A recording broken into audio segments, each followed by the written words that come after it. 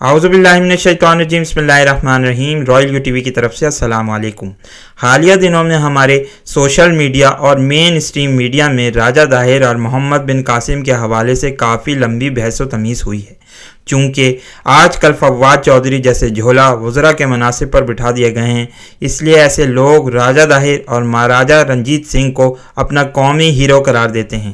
ایسے تمام لوگوں نے شاید تاریخ کی کسی کتاب کو تو مکمل کبھی پڑھا نہ ہو، مگر ایسے موضوعات پر تباہ آزمائی کرنا اپنا قومی اور ملی فریضہ گردانتے ہوئے جو کچھ منہ میں آیا کہہ دیتے ہیں۔ ہم تاریخ کی مستند ترین کتابوں کے حوالے سے آپ کو بتائیں گے کہ راجہ داہر در حقیقت کس کماج کا آدمی تھا اور آخر کیوں سندھ پر بحری راستے سے حملہ کیا گیا، جبکہ مسلمان قریباً 100 سال تک سندھ پر بحری راستے سے حملہ کرنے سے گریزاں رہے تھے۔ آپ لوگوں سے گزارش ہے کہ ہمارے چینل کو سبسکرائب کرنے کے ساتھ ساتھ بیل آئیکن کو بھی دبائیں۔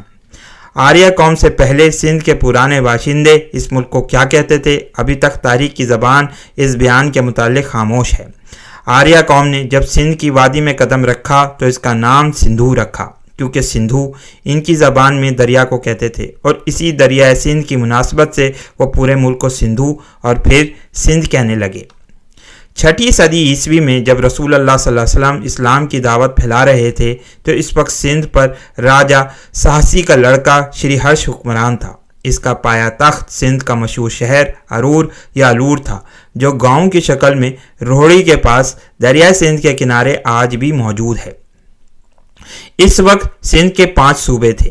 Number 1 Brahmanabad, number 2 Sistan, number 3 Iskanda, number 4 Multan, number 5 Aror جو دارالحکومت بھی تھا۔ اس زمانے میں چچ نام کا ایک برہمن نوجوان راجہ کی خدمت میں حاضر ہوا اور اس نے راجہ کی نوکری کر لی تھی۔ بعد میں وہ آہستہ آہستہ راجہ کے کاروبار سلطنت میں اپنا اثر بڑھاتا چلا گیا اور پھر راجہ کے مرنے کے بعد وہ سندھ کا راجہ بن بیٹھا۔ اسی کے نام سے تاریخ کی ایک کتاب چچ نامہ بہت مشہور کتاب ہے۔ چچ نے سندھ کے 5 صوبوں پر اپنا قبضہ کر لیا اور پھر بہت مشہور بادشاہ کے طور پر تاریخ میں بہت سا نام کمایا۔ الغرض یہ کہ وہ 40 برس حکومت کرنے کے بعد دنیا سے رخصت ہوا۔ چچ کے مرنے کے بعد اس کا بھائی چندر بادشاہ بن گیا، مگر اس کو تخت سے کوئی خاص دلچسپی نہ تھی۔ وہ بدھ مذہب کا ماننے والا تھا اور زیادہ تر وقت عبادت اور جوگیوں کی صحبت میں گزارتا تھا۔ اس نے اب سندھ کے ہندو لوگوں کو مجبور کرنا شروع کیا کہ وہ بدھ مذہب اختیار کریں، جس کی وجہ سے لوگوں میں بے چینی پھیلنا شروع ہو گئی تھی۔ اس بادشاہ نے 7 سال حکومت کی اور پھر اس کا بھی انتقال ہو گیا۔ راجہ چندر کے مرنے کے بعد سندھ طوائف الملوکی یعنی کیوس کا شکار ہو گیا اور ارور کے تخت پر چچ کا چھوٹا لڑکا راجہ داہر بیٹھ گیا اور برہمن آباد میں چندر کا لڑکا راج حکومت کرنے لگا۔ جب 1 سال کے بعد راج کا انتقال ہوا تو اس کی جگہ راجہ داہر کے بڑے بیٹے دہر سنگھ نے برہمن آباد پر قبضہ کر لیا۔ اس طرح سے اب سندھ کے 2 حصے ہو گئے تھے، شمال پر راجہ داہر اور جنوب میں دہر سنگھ قابض تھے۔ اب ہم آپ لوگوں کو بتاتے ہیں کہ راجہ داہر کس کماش کا آدمی تھا اور جو لوگ اس کو اپنا ہیرو مانتے ہیں وہ بھی کتنی گھٹیا ذہنیت کے لوگ ہیں۔ راجہ داہر کی بہن رانی بائی جو ایک جاٹ عورت کے وطن سے تھی اب جوان ہو گئی تھی۔ ایک دن ایک نجومی نے آ کر رانی بائی کا ذائچہ نکالا اور کہا کہ جو شخص رانی بائی سے شادی کرے گا وہ پورے سندھ کا راجہ بن جائے گا۔ ایک وزیر نے راجہ داہر کو مشورہ دیا کہ وہ حکومت کے لیے اپنی بہن سے نکاح کر لے۔ پہلے تو راجہ نے انکار کیا، مگر حکومت کے لالچ میں اس نے بالآخر ایسا ہی کیا، مگر اس کی یہ حرکت ایسی تھی کہ بالآخر مشیت ایزدی کو جوش آیا اور پھر اس کی حکومت کے پرخچے اڑ گئے۔ تھوڑے عرصے کے بعد داہر کا بھائی دہر سنگھ بھی بخار کی وجہ سے فوت ہو گیا اور اس طرح سے اب اس کا پورے سندھ پر قبضہ بھی ہو گیا تھا۔ وقت اسی طرح گزرتا رہا، مگر کچھ سالوں کے بعد محمد علفی کی زیر قیادت کچھ عرب بھاگ کر سندھ کے علاقے میں چلے آئے، جس کی وجہ سے یہ ہوا کہ بنو امیہ کے تعلقات راجہ داہر سے خراب ہوتے چلے گئے۔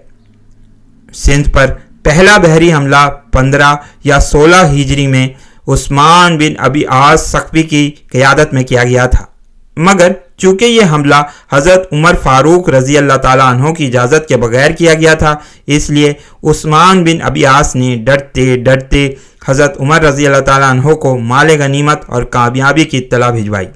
یہ دیکھ کر حضرت عمر ایسے بھرم ہوئے کہ انہوں نے عثمان کو خط لکھا کہ تم نے یہ فوج نہیں بھیجی تھی، بلکہ گویا ایک کیڑے کو لکڑی پر بٹھا کر سمندر میں ڈال دیا تھا۔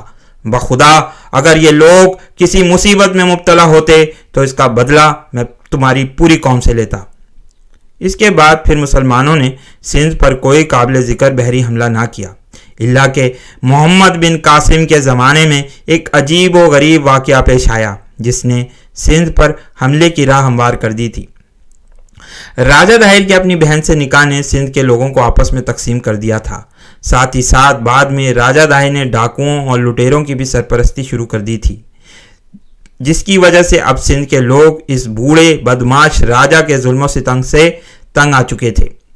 مسلمانوں میں ابتدا سے تجارت کا شوق رہا تھا، چنانچہ مسلمان نہ صرف اسلامی ممالک بلکہ دور دراز کے ملکوں سے بھی تجارت کیا کرتے تھے۔ عربوں کی چین سے تجارت ہندوستان سے ہوتی ہوئی لنکا یعنی موجودہ سری لنکا کے راستے سے گزرتی تھی، اور سری لنکا اس وقت امید کیلیفیٹ کا ایک بہت بڑا ٹریڈنگ پارٹنر بن چکا تھا۔ سری لنکا میں اس وقت عرب تاجروں کے بہت سے خاندان آ کر آباد ہو گئے تھے۔ یہ دور خلیفہ ولید بن عبد الملک کا تھا، جو خاندان امیہ کا سب سے طاقتور ترین خلیفہ گزرا ہے۔ اس کے دور میں ایک طرف موسیٰ بن نصیر اور طارق بن زیاد اندلس یعنی اسپین پر حملہ کر رہے تھے، تو دوسری طرف عقبہ بن نافع کی قیادت میں شمالی افریقہ میں مسلمان اپنی فتوحات کے جھنڈے گاڑ رہے تھے۔ تیسری طرف قتیبہ بن مسلم بہلی ترکستان اور پورے سینٹرل ایشیا تک اپنی فوجوں کو آگے بڑھا رہے تھے۔ الغرض یہ کہ اس وقت کی آدھی سے زیادہ دنیا مسلمانوں اور عربوں کے ایکسپینشن کا سامنا کر رہی تھی۔ ایسے میں راجہ داہر کے ظلم و ستم نے عربوں کو یہ موقع فراہم کر دیا کہ وہ ہندوستان کی طرف بھی اپنی توجہ مرکوز کریں۔ دنیا کا ہر راجہ اس وقت اس بات کا خواہش مند تھا کہ خلیفہ سے دوستی کر لے۔ ان تمام بادشاہوں میں سری لنکا کا راجہ بھی تھا۔ اسی زمانے میں ایک مسلمان تاجر وہاں وفات پا گیا، اس کی بیوہ اور یتیم لڑکے اور لڑکیاں بھی تھیں۔ سری لنکا کے راجہ نے بڑی عزت اور احترام کے ساتھ ان کو ایک جہاز پر سوار کروایا اور تحفے تحائف دے کر رخصت کیا۔ اس کی ایک خواہش یہ بھی تھی کہ اس طرح سے خلیفہ سے دوستی کر لی جائے۔ اس جہاز میں کچھ حاجی بھی سوار ہو گئے تھے۔ یہ لوگ جب سندھ کی مشہور بندرگاہ دیبل کے قریب پہنچے تو سندھی قزاقوں نے ان کو لوٹ لیا۔ یہ سندھ کی مشہور قوم میت کے لوگ تھے۔ ان ڈاکوؤں نے دیبل کو جائے پناہ بنا رکھا تھا، اور یہ لوگ راجہ داہر کی سرپرستی میں اپنا کاروبار چلاتے تھے، اور اس طرح اکثر جہازوں کو لوٹ کر دیبل چلے آتے تھے۔ ان قیدیوں میں بنو امیہ کے قبیلے کی ایک عورت بھی تھی جس نے حجاج کو خط لکھ کر اس سے فریاد کری۔ حجاج بن یوسف تاریخ میں ایک انتہائی ظالم اور جابر کی حیثیت سے یاد کیا جاتا ہے، مگر حجاج ایک انتہائی عرب پرست اور ایڈمنسٹریٹو شخصیت بھی تھا۔ اس نے اس عورت کی پکار پر فوراً کہا کہ لبیک، میں آیا۔ خلیفہ ولید نے شروع میں حجاج بن یوسف کو اجازت نہیں دی تھی، مگر جب حجاج نے کہا کہ جتنا خرچ ہوگا اس سے دگنا میں خزانے میں داخل کروں گا، تو پھر خلیفہ نے اس ایکسپیڈیشن کے لیے حامی بھر لی تھی۔ اس کے بعد حجاج نے ایک سفارت راجہ داہر کے پاس بھیجی کہ فوراً قیدیوں کو رہا کر دیا جائے، مگر راجہ داہر نے جھوٹ بول کر صاف انکار کر دیا کہ یہ ڈاکو اس کی سرپرستی میں کام نہیں کرتے اور ان پر اس کا کوئی زور نہیں چلتا۔ اب اس طرح سے سندھ پر عربوں کے پری ایمپٹیو اسٹرائک کی راہ ہموار ہو گئی تھی، اور ایک لانگ سٹینڈنگ بیٹل سندھ کے غاصب حکمرانوں کے خلاف لڑی جانی تھی، جس میں راجہ داہر جیسے ٹائرنٹ کا خاتمہ ہو جانا تھا۔ باقی کے حالات ہم آپ کو اس ویڈیو کے آخر میں بتائیں گے۔ اس ویڈیو کو لائک کیجئے، شیئر کیجئے، دوستوں کے ساتھ ڈسکس کیجئے۔ بہت بہت شکریہ۔ السلام علیکم اور اللہ حافظ۔